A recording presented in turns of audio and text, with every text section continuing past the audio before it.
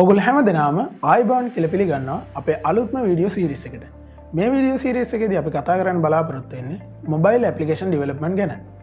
මොකද්ද mobile application development කියලා කියන්නේ? මොබයිල් ඇප්ලිකේෂන් ඩෙවලොප්මන්ට් කියලා කියන්නේ ඔයගොල්ලෝ අතේ තියෙන ස්මාර්ට්ෆෝන් එකට ඔය ඇප්ලිකේෂන් ඩෙවලොප් කරන විදිය. ඉතින් මොබයිල් ඇප්ලිකේෂන් ඩෙවලොප් කරන්න අද වෙනකොට ලෝකේ ගොඩක් ටෙක්නොලොජිස් පාවිච්චි කරනවා.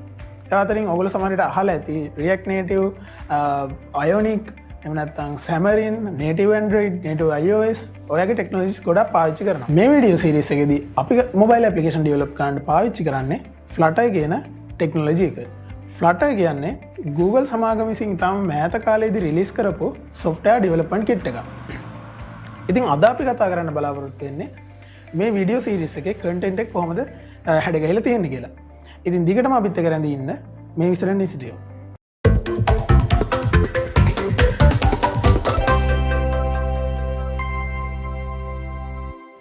මේ වීඩියෝ සීරීස් එකේ ඉන්ට්‍රොඩක්ෂන් එක යටතේ අපි කතා කරන්න බලාපොරොත්තු වෙනවා මොබයිල් ඇප්ලිකේෂන් ඩෙවලොප්මන්ට් කියන්නේ මොකක්ද කියන එක ගැන.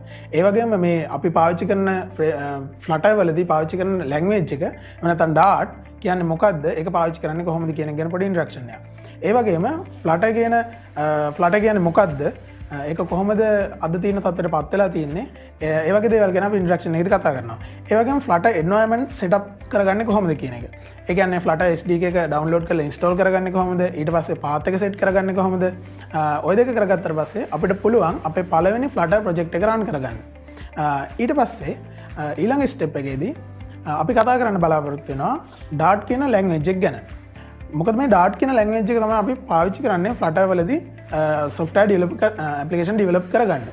ඉතින් ඒකෙදී අපි Dart කියන language එකේ overview එකක්, ඊට පස්සේ variable data types operators කියන ඒවා, expressions, methods, ඊට පස්සේ control flow statements, ඊට පස්සේ අන්තිමට අපි කතා කරන Dart කියන language එක යටතේ double OP කියන concept එක Dart කියන language එකේදී apply වෙලා තියෙන්නේ කොහොමද කියන එක ගැන.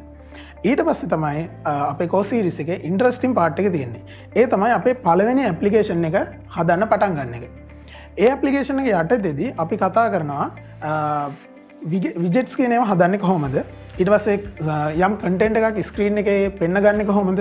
ඊට පස්සේ ස්කැෆෝල්ඩ් එක කියන්නේ මොකද්ද? ඒක කොහොමද ස්ක්‍රීන් එකේ පෙන්නගන්නේ? ඊට පස්සේ ඇප් බාර් එක මොකද්ද? ඊට පස්සේ ඇප් බාර් එකක් කස්ටමයිස් කරලා අපි කොහොමද රෙන්ඩර් කරගන්නේ අපේ ෆෝන් එකේ? ඊට පස්සේ අයිකන් කොහොමද ඩිස්ප්ලේ කරගන්නේ? ඔන්න ඔයගේ දේවල් අපි කතා කරනවා මේ අපේ පළවෙනි ඇප්ලිකේෂන් එක හදන ගමන්. ඒත් එක්කම අපි ඊට වඩා පොඩ්ඩක් ඇඩ්වාන්ස් ඉදිරි ගිහිල්ලා ඊළඟට අපි කතා කරනවා Flutter වලදී කොහොමද අපි ස්ටේට් මැනේජ්මන්ට් කරගන්නේ කියන. ඒක යටතේදී අපි කතා කරනවා stateless widgets, ඊට පස්සේ stateful widgets, ඊට පස්සේ build method වගේ දේවල් ගැන. ඊළඟට අපි HTTP request handle කරන්නේ කොහොමද කියන එක ගැන කතා කරන්න බලාපොරොත්තු වෙනවා. ඒක යටතේදී අපි මේ JSON object එක වැඩ කරන්නේ කොහොමද? ඊට පස්සේ HTTP request issue කරන්නේ කොහොමද? ඊට පස්සේ request එකකින් එන response ඒවා pass කරලා අපි එහෙම නැත්නම් ඒවා decode කරලා ඒවා තියෙන තොරතුරු ගන්නෙ කොහොමද? ඒවා screen එකට render කරගන්නේ කොහොමද කියන එක ගැන අපි ඊළඟට කතා කරන්න බලාපොරොත්තු වෙනවා. ඊළඟ මාතෘකාව යටතේ අපි forms කියන ඒවා එහෙම නැත්නම් user කෙනෙක්ගේ input ගන්නෙ කොහොමද? ඊට පස්සේ ඒවා validate කරන්නේ කොහොමද කියන එක ගැන කතා කරන්න බලාපොරොත්තු වෙනවා. ඒත් එක්කම අපේ course series එකේ extras විදියට අපි ඊළඟට කතා කරන්න බලාපොරොත්තු වෙනවා reactive programming කොහොමද Dart එක කරගන්නේ. ඊට පස්සේ කොහොමද block pattern කියන්නේ මොකද්ද? ඒක ඇසුරින් කොහොමද application develop කරගන්නේ? ඊට පස්සේ RX Dart කියන්නේ මොකද්ද? ඒ වගේම අපිට නැතුවම බැරි Flutter animation ගැනත් අපි කතා කරන්න බලාපොරොත්තු වෙනවා. මේ වීඩියෝ සීරීස් එකත් එක්ක දිගටම රැඳිලා හිටියොත් ඔයාලටම ඉගෙන ගන්න පුළුවන් මේ මොබයිල් ඇප්ලිකේෂන් එකක් ඩෙවලොප් කරන්නේ කොහොමද කියන එක ගැන හරියට. ඉතින් දිගටම අපිත් එක්ක රැඳිලා ඉන්න මේ VICERANT Institute